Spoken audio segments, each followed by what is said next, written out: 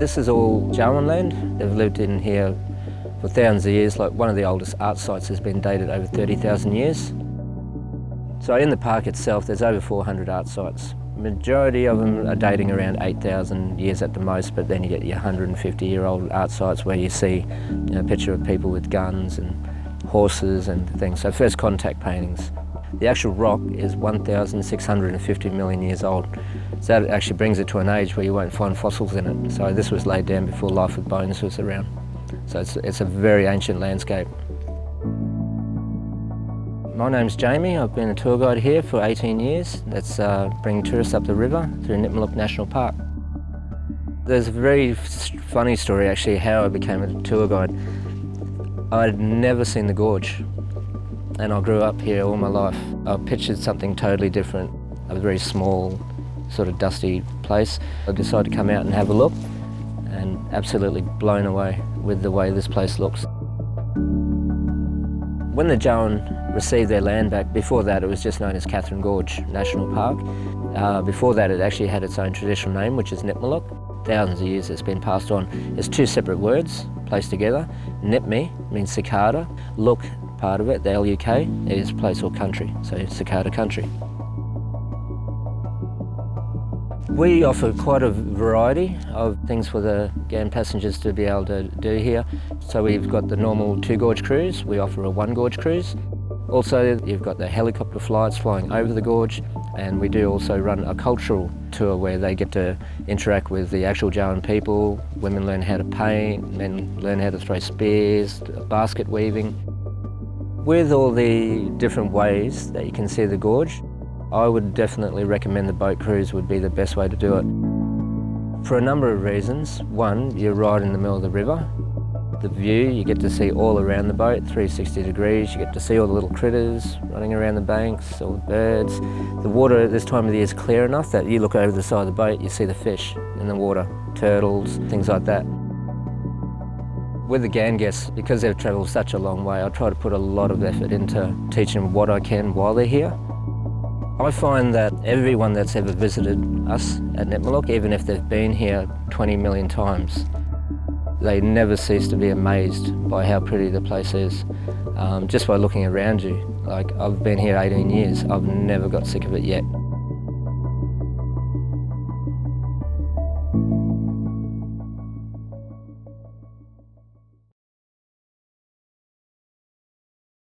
I've always been a wildlife lover. Like, I've wanted to work with animals since I was about 3 years old. There's something amazing about having a predatory bird that decides to trust you. You get to know them really intimately. And then, of course, being able to display them in this particular way that we do at the Desert Park is just world class. My name's Crystal and I'm one of the bird trainers at the Alice Springs Desert Park. Good boy, you did it again. So basically we take people for a bit of a journey through Central Australia and focus on the birds that you find, the natural history, they get to see them up close and personal.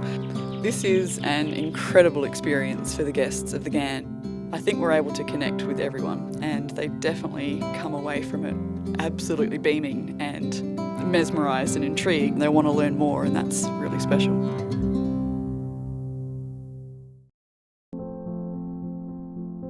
Once you're at the top of the lookout, you're greeted with these beautiful panoramic views. In the distance you can see Simpson's Gap, this break in between the ranges. The West MacDonnell Ranges are located just out of Alice Springs and Simpson's Gap is one of the most iconic and spectacular sites. You're just following this red dirt path around.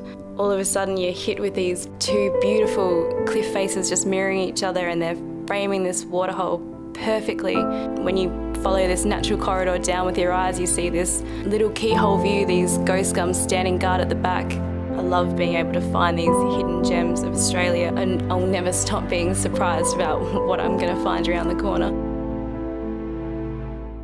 It's become a very big part of my life.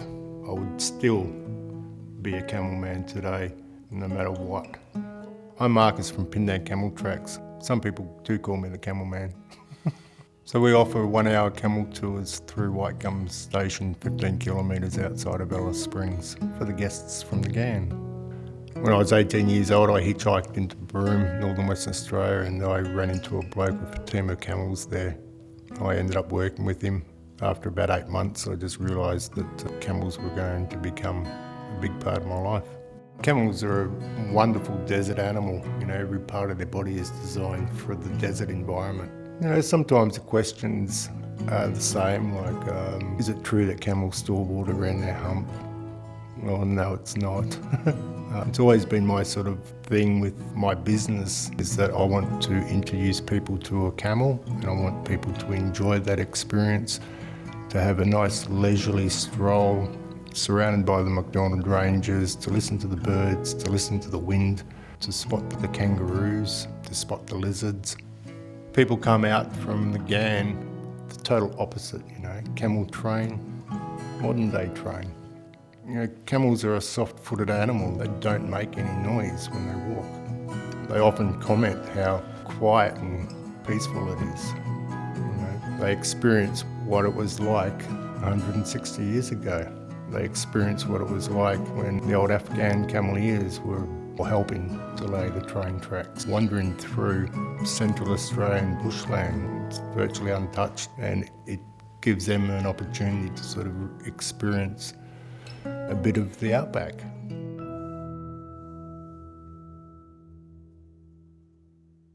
One of our favourite animals here that we like to bring out is Angus, and he's an olive python. Pythons are of course non-venomous, so they constrict. People are still worried about them trying to constrict you, but if it comes to your face, all he's actually doing is wanting your body heat.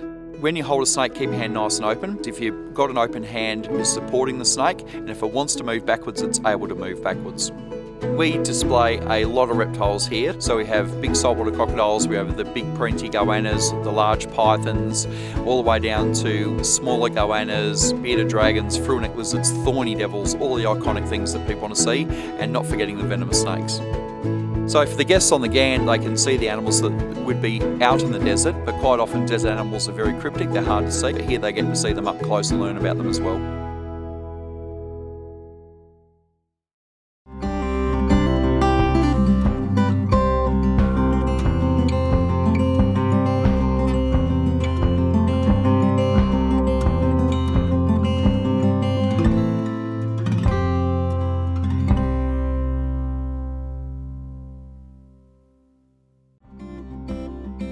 The Ghan expedition has some truly unique dining experiences. The dinner in Alice Springs is incredible. It's a beautiful dinner location at the Telegraph Station. It's great to see everyone come together and share this experience over a classic outback barbecue. As the sun goes down, everyone's just captivated by the famous outback night sky. It's truly special. The lunch in Cooper Pedy is a favourite. What better way to experience the town's opal mining history than having lunch underground in a working mine? It's not every day you can enjoy dinner under the stars one day and lunch underground the next. These are the truly unique moments you'll find on the Ghan expedition.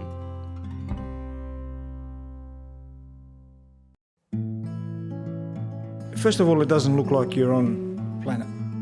It's unique, and different times of the day it would look completely different as well. There's hundreds of thousands of shafts uncovered and open in Cooper Pedy. 80% of the world's opal comes from Cooper Pedy. It's a love-hate relationship I have with opal mining. Yeah, well, my father came through without any family in 1969 to go to Tanner Creek because he wanted to find work in the gold fields. He came back to Cooper Pedy and began his opal mining career. Everyone has a different technique, and his technique is to go down existing holes. Maybe they make a mistake and he sees it because he reads the ground. He's got a nickname in town, Desert Fox. I think that's because he's been in most of the holes. I'd say a good 99% of the holes in Cooper Pedy. Anyway, I've been mining with him since I was about 18 years old, and we work well together. I mean, like, as well as any father and son can work. So it's harder to find a good partner than it is to find opal. That's one of my father's sayings. What determines the value of an opal is basically colour. If an opal doesn't have colour, it's not valuable.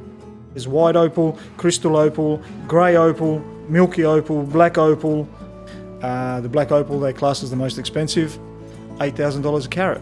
Oh, it's addictive, all right, yeah. It's unique to see it, and that's part of the addiction. You want to see that opal. It's unbelievable. I've seen opal in the wall many times. It's incredible. But finding opal is an awesome feeling. I guess it's like some equivalent to someone winning the lotto. But they don't see the beauty before the money, where we see the beauty and we get all these emotions running in our head. But then we see the money as well, and that gives us, that's a bonus. Tomorrow's your day. Just got to get out there, you know.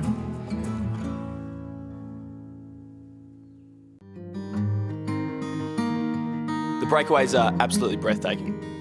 Rising up from the flat, dusty desert, looking out as far as the eye can see are just these flat top hills. And there's a story to be told about each of the rocks.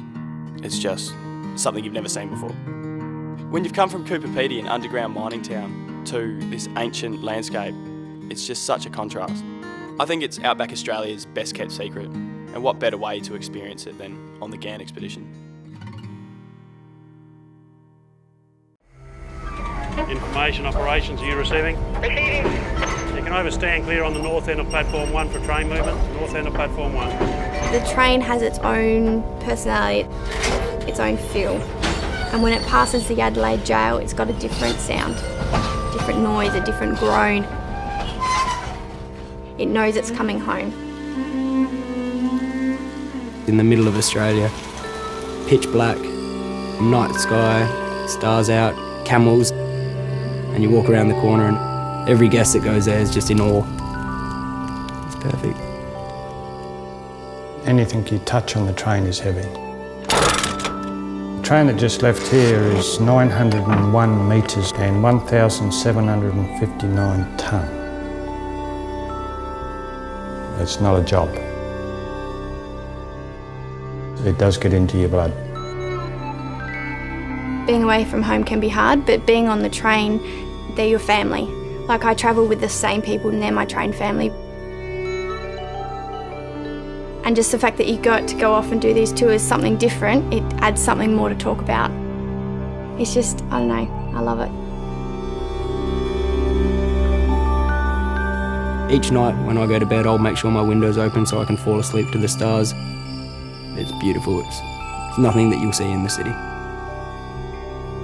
Yeah, have they finished the people moving task on platform 2? Yeah, that's affirmative.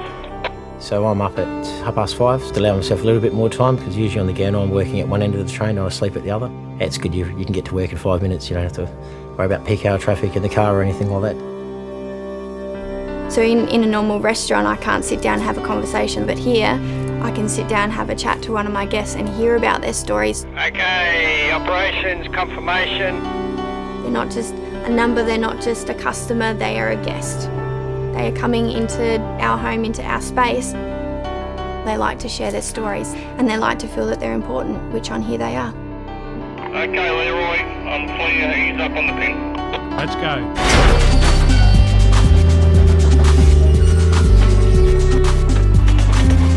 It's a great way for people to escape their routine life. Some people are trapped in this little bubble and all of a sudden, bang, it's huge. You're leaving Adelaide and the next day you wake up and it's like the red outback desert, dust everywhere. Beautiful ghost gums, they light up like a bright light when the sun hits them. If you're heading into Katherine and it's 98% humidity and you've got these massive thunderclouds, as soon as you wake up we can feel it. You're like, yep, we're in Katherine. Rolling hills of these beautiful flowers, purple and yellow. And it's those moments that stick in your head and stick in your mind. Day in, day out, day in, day out. Back and forth, back and forth. I woke up and there's kangaroos looking, just looking in my window. You can look out on either side of the train and for as far as the eye can see, you've got the horizon. When there's clouds and the sun hits the clouds, it's just beautiful. So you've got blues, you've got purples, you've got these amazing oranges, but it's not just this one little ball, it's the whole sky. It is emotional for them, and it is for us as well. We do get to form that friendship. And so when you have to say goodbye, you're like, oh, that was fun. Let's keep going.